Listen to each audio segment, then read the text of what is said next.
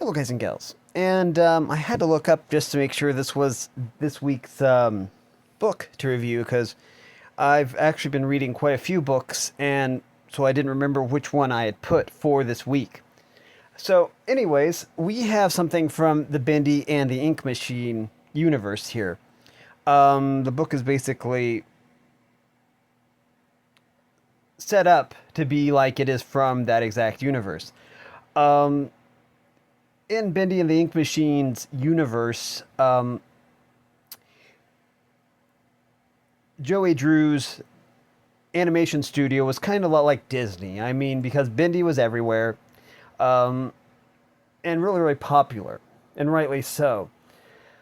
Um, and this basically covers basically comics and animations in printed form of Bendy, Angel, Boris, you know.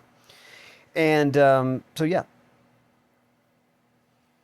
And it gives insight deeper into the in-universe, what's happening in universe of Bendy and the Ink Machine.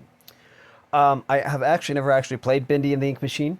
It's a game that I have been wanting to play for quite a while, but I do realize it was one of the first video games where Jacksepticeye did the voice of one of the, one of the employees, really. Because in the game, you would go and collect cassette tapes, I believe it was. I don't really remember because I have never actually played the game. But you would play cassette tapes, and one of them was definitely Jack, and you could just basically tell it was Jacksepticeye. And I mean, even watching people's reaction to that, they're like, "Oh, that's Jack," because, well, you know, there's very, very few YouTubers that are from Ireland and have that really thick Irish accent. But yeah, I still remember Jack's original intro. You know, top of the morning to you, laddies, you know, and stuff like that. Anyways, I think that actually in one video, but only one, in only one video, I actually did Jacksepticeye's outro. But again, it was only one because, you know, I don't like stealing other people's content, and, you know, you can get in trouble for that these days. But I only did it once, but I had it memorized because I was always watching Jacksepticeye's videos. And that's the one where he says, make sure you punch that like button in the face like a boss, you know, and stuff like that. But anyways, this was about just some of the various characters in the Bendy and the Ink Machine universe. And it is put out by Joey Drew. Joey Drew? Joey Drew Studios, yeah. But anyways, to me, well, this was a book that I found at a bookshop.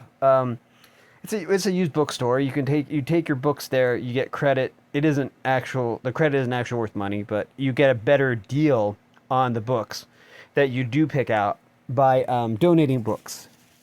So it's a place called the Book Post 2, and I found lots and lots of really good books there, and I usually find something. And I'm like, oh, this is Bendy and the Ink Machine. Yeah, I'll take this one. And it was only, I think, $3.50. Yeah, $3.50. And I'm like, well, it's worth that to me, to actually, you know, just make a video on. And so yeah, it's around the square in Macomb, Illinois, which we go to at least once a week. We go to Macomb once a week, you know, to go shopping. And so yeah, I don't find something like every single time, but when I see something like Bendy and the Ink Machine or, you know, really unique books, then I'm like, yeah, sure, I'll take that. But yeah, anyways, this book is really, really fascinating. It's also in the whole black and white, the yellow faded sepia style tones. You know how like well, I'm trying to think. Garfield, you know. Garfield used to be primarily black and white, but then they, you know, like added color. This always had sepia tones to it. All the pictures, I mean, all the comics in here have like sepia tones, black and white sepia. There aren't really any colors besides, you know, it's like watching an old movie, which is really, really cool. Bendy, of course, is based off of an imp, you know, and Angel is based off of basically an angel. So you have an angel, you have an imp, and then you also have Boris, who's basically a lot like Pluto. from Disney, who is basically based off of an anthropomorphic dog. There's also Charlie, who kind of has a grudge against Bendy. And Bendy does tend to be a little bit chaotic because he's like an imp. And his father is like the devil or something. I don't know. But anyways, in one of these, I think it was Papa Pluto's pitchfork. Bendy is given a trident that grants wishes, but all the wishes always have negative side effects. And so, kind of a really... All these are pretty short, in other words. All these comics are really, really short. This book itself is only... 153 or so pages, 154 pages. When I'm done with this, I'll see if the library wants it. If not, then I'll probably just keep it. But it says, Best of Bendy Comics 1931 to 1946. But then again, this is like copyright 19, like the year 2000 or something. Yeah, 2020. But yeah, this also would count as a graphic novel. And originally this was $13 in the United States, $17 in Canada, and $7 in the UK. 7 British pounds. But yeah, it's also put out by Scholastic. So it's to encourage people and children to read. Yeah. So yeah, we have here Bendy Crack Up Comics Collection. And the library is always looking for graphic novels, and so yeah. Next week will be Legends Darkstalker, the graphic novel. I bought our library a copy of that one because it was the last copy that Walmart had. I didn't realize that Legends Darkstalker had been released in graphic novel form, and so I'm like, well, I'm going to pick that up for sure. And the library didn't realize it was out yet, so I'm like, okay, I'm going to pick up a copy of that. And so I donated it to the library. I'll be doing a review of that book next week. But anyways, yeah, anytime I find a book or buy a book that's kind of graphic novel related, I usually donate it to the library. Earlier I found some Legend of Zelda graphic novels, and they were like 40 cents each at this place, and I probably should have picked up more because I know the library is always looking for more graphic novels. But anytime a new Wings of Fire or something or another comes out, I always try to buy our library a copy so that it's less money they have to spend, even though they do get a sizable discount because they are a nonprofit. I'm not a nonprofit, unfortunately, even though I've been trying to get my channel nonprofit, but that's just not going so well. Yeah.